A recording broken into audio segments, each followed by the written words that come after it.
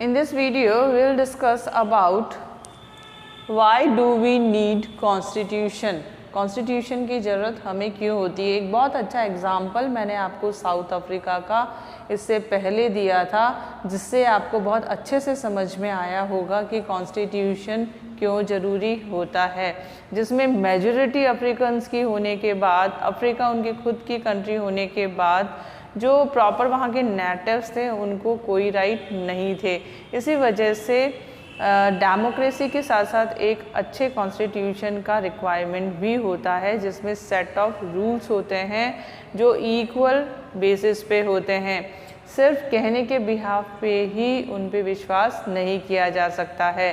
तो Nelson Mandela ने बहुत उसके लिए रिबेल किया। उनकी जो पार्टीज़ और उनके जो लीडर्स थे और सब ने मिल के बहुत सालों के बाद डेमोक्रेसी हासिल की। तो उन्होंने जब कॉन्स्टिट्यूशन फ्रेम किया तो उसमें इक्वल राइट्स दिए, मतलब वो लोग जो कि वहाँ के नहीं थे और सेटल हो चुके थे, नेटिव्स के अलावा भी वो लोग जो कि सिटीजन्स बन चुके थे, उनको भी उन्होंने बराबरी का हक दिया। तो यहाँ हम बात करते हैं इंडियन कॉन्स्टिट्यूशन की कि क्यों हमें कॉन्स्टिट्यूशन की ज़रूरत होती है। तो इसमें सबसे पहले आप देखिए, it generate trust and coordination. ये कॉन्स्टिट्यूशन में जो लॉज होते हैं वो आपस में लोगों के बीच विश्वास और आपसी सहयोग की भावना को बढ़ाते हैं। जैसा कि आप जानते हैं कि हमारे यहाँ पे सेकुलरिज्म है, अलग अलग जाति, धर्म, रंग और कल्चर को मानने वाले लोग रहते हैं। तो ये जो डिफरेंस है ये आपस में लोगों को एक नहीं होने देते हैं। तो इसकी वजह से ही कॉन्स्टिट्यूशन जब बनाया गया तो इसका पूरा ध्यान रखा गया और सभी को बराबरी का हक दिया गया। It specifies how government is to be constitute. इसमें यह बिल्कुल सही साफ तरीके से दिया गया है कि गवर्नमेंट किस तरह से बनेगी, किसकी बनेगी और उनका चुनाव कैसे होगा, किस तरह से उसको कॉन्स्टिट्यूट किया जाएगा। तो इस नेक्स्ट पॉइंट है who will power to take decision. जैसा कि आप जानते हैं कि मिनिस्टर्स के पास अपने हिसाब से यानी अपनी इच्छा से कोई भी निर्णय लेने का अधिकार नहीं होता है। तो इसमें ये भी उनको किसके ऊपर देखना होता है, कॉन्स्टिट्यूशन में लिखे हुए नियमों के आधार पे ही निर्णय करने होते हैं। तो इसमें ये साफ साफ लिखा है कि पावर्स किसके पास रहेगी और डिसीज़न यानी फाइनल डिसीज़न कौन लेगा। जैसे कि लोकसभा के जो चीफ होते हैं वो होते हैं प्राइम मिनिस्टर, यानी वो गवर्नमेंटल हेड होते हैं, और जो हेड ऑफ द स्टेट होते हैं प्रेसिडेंट। तो उसमें लिखा हुआ है कि जितने भी गवर्नमेंटल बेसिस पॉलिसीज़ हैं वो प्राइम मिनिस्टर और उसको अप्रूव करेंगे प्रेसिडेंट। तो ये सब इसमें दिया हुआ होता है। It Lay's limits on powers of government and contain rights of citizen. ये क्या निर्धारित करता है, जो पावर्स हैं उसकी भी लिमिट यानी कि सीमा निर्धारित करता है, ताकि अपनी इच्छा से मिनिस्टर्स कुछ भी ना कर सके। And certain rights of the citizens, और लोगों के अधिकारों को भी व्यक्त करता है कि लोगों को कौन कौन से और क्या क्या अधिकार दिए जाएंगे। It express the aspiration of people for creating a good society. उनकी जो भावनाएं हैं उनका आदर करते हुए, उनकी इच्छाओं को देखते हुए एक अच्छे समाज के निर्णय में महत्वपूर्ण योगदान देता है। मेकिंग, अब हम देखेंगे तो ये आपने पढ़े थे कि जो कॉन्स्टिट्यूशनल राइट्स हैं, जो कॉन्स्टिट्यूशन क्यों रिक्वायर्ड होता है। Constitution of a country is a set of written rules that are expected by all the people living together in a country. तो कॉन्स्टिट्यूशन क्या है, सेट ऑफ रूल्स हैं, सेट ऑफ लॉज हैं, जिसके आधार पे पूरी सरकार यानी पूरी गवर्नमेंट रन करती है। उनकी पावर्स, उनकी policies and rights of the citizen भी उसमें होते हैं, जो कि सभी लोग मिलकर साथ साथ रहते हैं समाज में और उसको अवेल करते हैं। अब हम नेक्स्ट पढ़ेंगे मेकिंग ऑफ इंडियन कॉन्स्टिट्यूशन। अभी जो पहले आपने पढ़ा वो ये था कि हमें कॉन्स्टिट्यूशन क्यों रिक्वायर्ड होता है, तो जो ये पॉइंट्स हमने पढ़े थे उसके बिहाफ पे ही पढ़े थे कि हमें कॉन्स्टिट्यूशन का रिक्वायरमेंट क्यों होता है। अब इंडियन कॉन्स्टिट्यूशन किस तरह से फ्रेम हुआ हम ये पढ़ेंगे। तो इसमें जो इंडियन कॉन्स्टिट्यूशन का फ्रेम होना यानी कि जो ड्राफ्टिंग थी वो पहले ही स्टार्ट हो चुकी थी। पहले का मतलब 1947 से पहले ही जो इंडियंस फ्रीडम फाइटर थे उन्होंने इसकी शुरुआत कर दी थी। और जब हमको फ्रीडम मिली 1947 में तो वो बहुत ही कह सकते हैं कि बहुत ज़्यादा बर्बर, खतरनाक या दिल को दहला देने वाली थी। क्यों ऐसा हुआ था? उस टाइम पे पार्टीशन हुआ था इंडिया और पाकिस्तान का और कितने ही सारे लोग मारे गए थे। आज़ादी तो मिल गई थी लेकिन ये जो भूल हुई थी या ये जो काम हुआ था ये अनुभव वास्तव में भारत के लोगों के लिए भी और पाकिस्तान के लोगों के लिए भी अच्छा नहीं था। कॉन्स्टिट्यूशन जब सेट किया गया तो उनमें से उन्हीं पॉइंट्स को लिया गया जो कि कब सेट हो गए थे। Constitution drafted bye Motilal Nehru. Motilal Nehru ने 1928 में क्या किया था कि कॉन्स्टिट्यूशन में क्या क्या होना चाहिए, एक मतलब ड्राफ्ट तैयार करना, मतलब उनके जितने भी बिंदु हैं उनसे रिलेटेड पॉइंट्स हैं वो उन्होंने तैयार कर लिए थे। और साथ में उनके क्या थे 8 लीडर्स और थे जो उनको बराबर सहयोग कर रहे थे। अब उसमें 1931 में कराची में एक रिजोल्यूशन पास किया गया जिसमें ये फाइनलाइज किया गया कि हम अपने कॉन्स्टिट्यूशन में इन चीज़ों को रखेंगे। Colonial political institution help a lot, क्योंकि जो एडमिनिस्ट्रेटिव सेटअप था, कॉलोनियल कॉन्स्टिट्यूशन लॉज थे, उसमें उनको भी उन्होंने आधार बनाया। आधार क्यों बनाया? क्योंकि उनका जो एक तरीका था काम करने का उससे भी इंडियन जो मिनिस्टर्स थे, फ्रीडम फाइटर्स थे, वो काफ़ी इंस्पायर्ड हुए और उसमें से भी कई चीज़ों को उन्होंने लिया।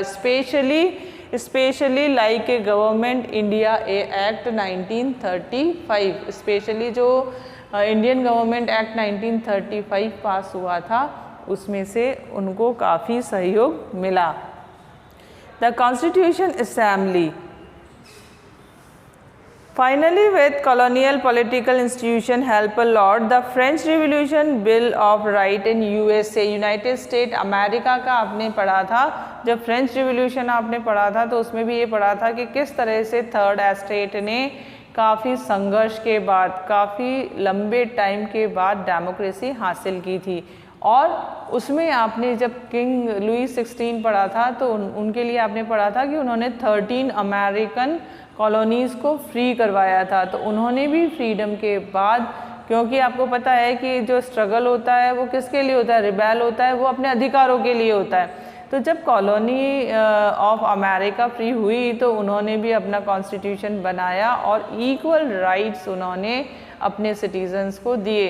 तो ये हम एक अच्छे एग्जाम्पल के तौर पे ले सकते हैं, जैसे फ्रेंच रिवोल्यूशन है, यूएसए का है, रिवोल्ट ऑफ रशिया है, और ये सारी चीज़ें हम इसमें देख सकते हैं कि किस तरह से जो कॉन्स्टिट्यूशन फ्रेम वर्कर्स थे, बड़े जो लीडर्स थे, उन्होंने अपने कॉन्स्टिट्यूशन को बनाया। इसके बाद हम पढ़ेंगे द कॉन्स्टिट्यूएंट असेंबली।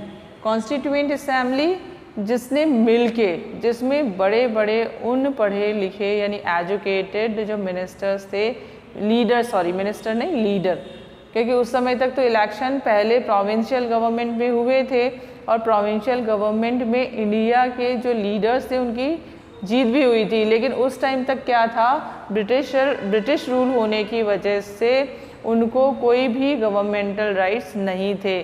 सिर्फ जो असेंबली और उनके जो मेंबर्स थे उनकी वोटिंग से ही अपने इंडियन लीडर्स जीते थे। तो उसको मेन बनाते हुए उन्होंने क्या किया था, वापस इलेक्शन की डिमांड की थी। यानी कि अब अपने यहाँ पे भी क्या होता जा रहा था, स्ट्रगल तेज़ होता जा रहा था, बढ़ता जा रहा था। जो इंडियन कॉन्स्टिट्यूएंट असेंबली बनी थी वो कब बनी थी, 1946 में। पार्टीशन से पहले उसमें 389 मेंबर्स थे, क्योंकि इंडिया और पाकिस्तान तो डिवाइड हुआ ही नहीं था। तो जो मुस्लिम लीग के मेंबर्स थे वो भी इसी कॉन्स्टिट्यूएंट असेंबली में थे, जो कि कॉन्स्टिट्यूशन फ्रेमवर्क कर चुके थे, ड्राफ्टिंग कमेटी बना चुके थे, ड्राफ्ट बन चुका था मोतीलाल नेहरू के साथ। लेकिन पार्टीशन के बाद यानी आफ्टर पार्टीशन 299 मेंबर्स इसमें रह गए। बाकी के मेंबर किधर चले गए? वो पाकिस्तान में पार्टीशन के बाद चले गए। तो 299 मेंबर कॉन्स्टिट्यूएंट असेंबली में थे, ये आपको ध्यान रखना है। अब कॉन्स्टिट्यूएंट असेंबली में जो प्रेसिडेंट थे वो कौन थे? डॉक्टर राजेंद्र प्रसाद। आपको ध्यान रखना है कि जो कॉन्स्टिट्यूएंट असेंबली के प्रेसिडेंट थे वो राजेंद्र प्रसाद थे, मिस्टर राजेंद्र प्रसाद। और जो ड्राफ्टिंग कमेटी थी यानी ड्राफ्ट सेट किया गया था ना जिसमें लॉज और पॉलिसीज़ थी, उस ड्राफ्टिंग कमेटी के जो लीडर थे, हेड थे, वो कौन थे?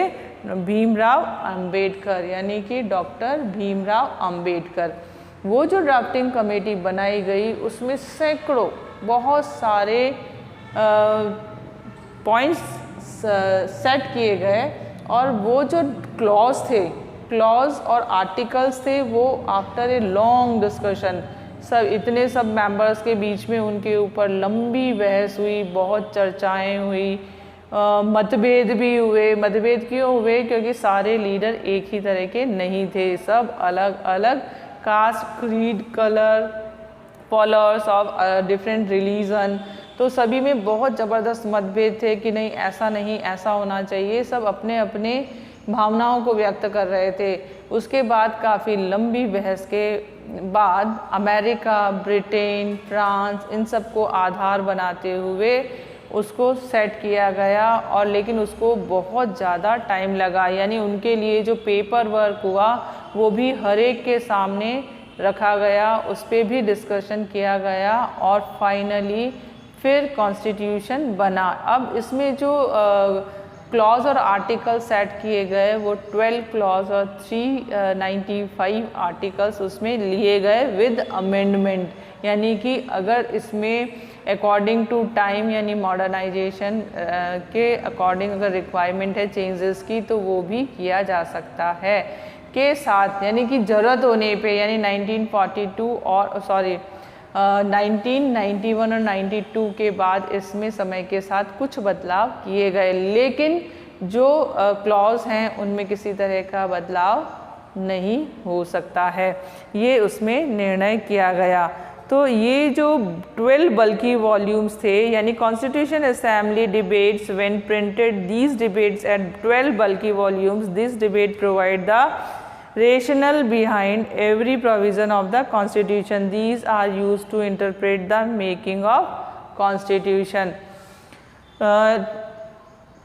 कॉन्स्टिट्यूशन 26 नवंबर 1949 को रेडी हो गया, यानी कि एनफोर्स करने के लिए रेडी हो गया, लेकिन उसे लागू तब नहीं किया गया। क्यों नहीं किया गया? क्योंकि वो डेट यानी 26 जनवरी को, जबकि स्वराज का जो उन्होंने नारा लगाया था, एक महीने बाद 26 जनवरी 1950 को उसे किया गया केम इनटू इफेक्ट, पूरी देश के लिए उसको लागू कर दिया गया।